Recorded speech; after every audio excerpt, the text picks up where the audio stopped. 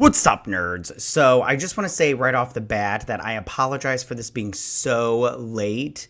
But I just it was my daughter's birthday this past weekend, and last week I just worked like a buttload of overtime. Like I think it was like Thursday. I was already at like almost 60 hours, so I was just like exhausted. So apologies and everything. But I'm gonna get started now in my thoughts. So let's get to this breakdown real quick because I know you've already seen the episode like a bunch of times. But yeah. But overall, I did enjoy this episode. But the Xavier stuff, I mean, we knew Xavier wasn't dead because if you watched X-Men, you remember he went off with Lilandra and everything. So I don't understand why they keep saying he was dead and confusing people that hadn't seen the old show. All right, let's get to this breakdown, and I won't take up too much time. All right, here we go. During a war between the Shi'ar and the Kree empires, Shi'ar Empress Lilandra Narmani announces her engagement to a now-healed Xavier, refusing to accept her sister marrying a Terran.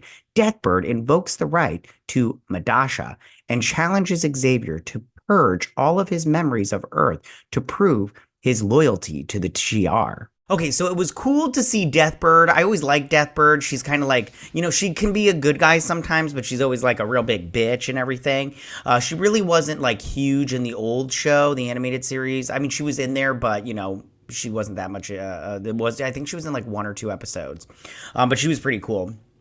And I do like her in the comic books. I didn't, when she, I did like seeing also the war between the Kree and the Shi'ar Empire. I always thought that they didn't really, in the movies, the Marvel movies, they haven't really done like the Kree and the Skrull really that great in my opinion. And if they do ever bring in the Shi'ar, I have a feeling they're not going to do them that great either.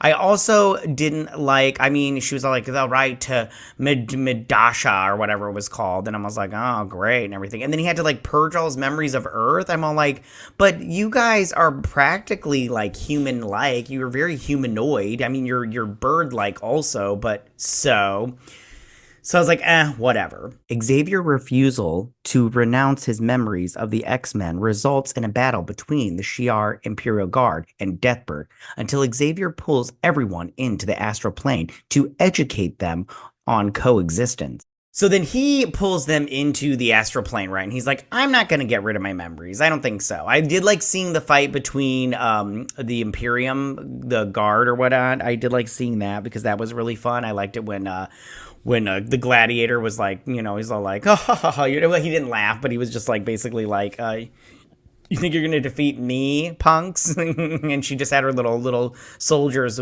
guards with the laser blasters and everything. But he pulls them into the astral plane, which I've always liked the astral plane.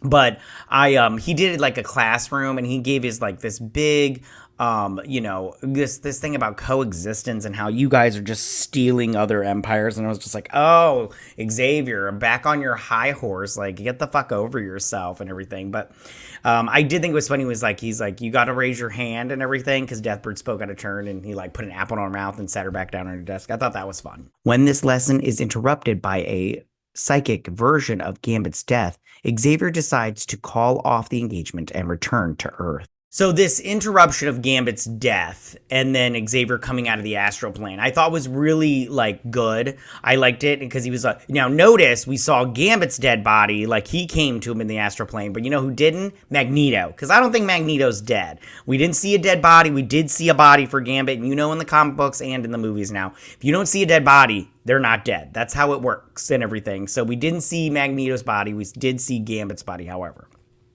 So again, I think Magneto's alive. So he turns into a skeleton, and that's how Xavier knows that something's going down. So he's like, I gotta get back to Earth. I gotta get back to my babies and everything. At the ranch, Forge uses his mother's spell book to expel the demon, and then Storm helps him search for a rare cactus that can cure the poison. So they did this part 2 of this, which kind of wrapped up Storm's storyline, which I really felt like they could have done that better. But that's like the main theme of this season of X-Men 97 is just it's rushed, like 100% rushed. So, I mean, I wish they wouldn't do that. I understand why they do that, kind of, but I'm just like, you guys have time, just like give it some more episodes, all right, or whatnot. But it's fine. So what's his face? He brings out like you see the Doctor Strange magic, which I thought that was pretty cool. It was very from the MCU kind of thing, and he gets rid of the adversary, which the adversary is always the owl in this. I thought maybe it would turn into like the Native American guy from the comic books or whatever, but whatever. And they got to find this cactus in a cave. And so she's like, I'm going to go. And he's like, I'm coming with you. And Storm finds the cactus in a cave, but is cornered by the adversary once again. So she finds the cactus in a cave, and the adversary comes up from the bottom of it, whatnot. And one thing that the adversary has been using this entire episode is her fear of her claustrophobia, because in the comic books, in Africa, I believed her parents, their house was bombed, and she was trapped underneath it. And she was in an enclosed space, and that's where her claustrophobia comes from. It's very reminiscent of Scarlet Witch and in the MCU, which I was like, they kind of stole that from Storm, but maybe they can still have the same thing. I mean, it's not like two things can't happen to the same person, you know, or to two different people. Overcoming her fears, Storm regains her powers and defeats the adversary. So she rocks it out and realizes that she does have her powers back, but it's her that's keeping her back. So she blasts out of there because she's awesome. And then she goes up into outer space, which I don't know if her powers would work in outer space, but maybe she just got into that last layer of the atmosphere, the ozone layer or whatnot.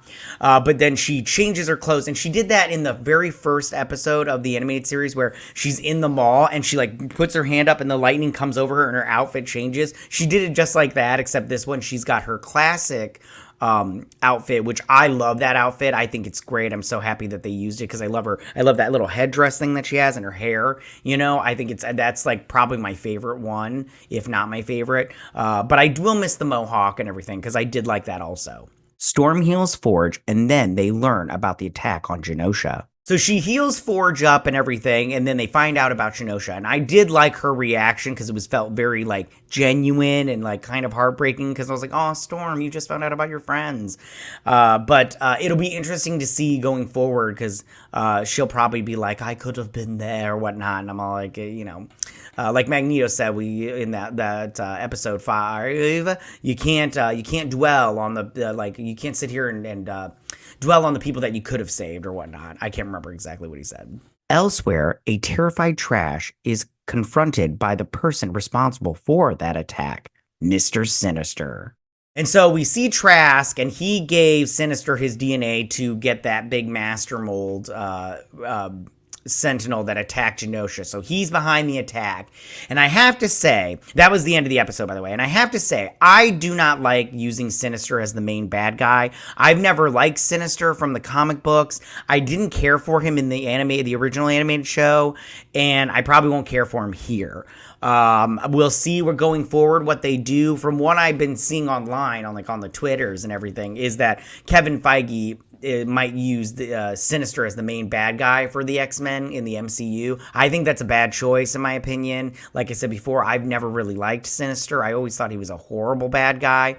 But we'll see how it turns out. It could be good. But as far as this show goes, again, I wish they would pick a different bad guy. But what are you going to do? You did Apocalypse and everything and back in the day, but you could still do it. There's still stories you could tell, but we'll see how that goes forward. So that's my breakdown, you guys. Sorry I'm so late. I promise I'll try my hardest to be on time this week, or maybe just a day late or whatnot. But tell me what you guys thought about this episode. Which part did you like better? Of course, it was the Storm part. She got that big, huge blasty blast and everything. But tell me what you guys thought. Go ahead and leave all your comments in that section down below. If you like this video, go and hit that like button. I won't mind. If you're new to my channel, please hit that subscribe button. I'd greatly appreciate it. I will see you guys on my next X-Men 97 breakdown and review. You guys have a good week. Bye.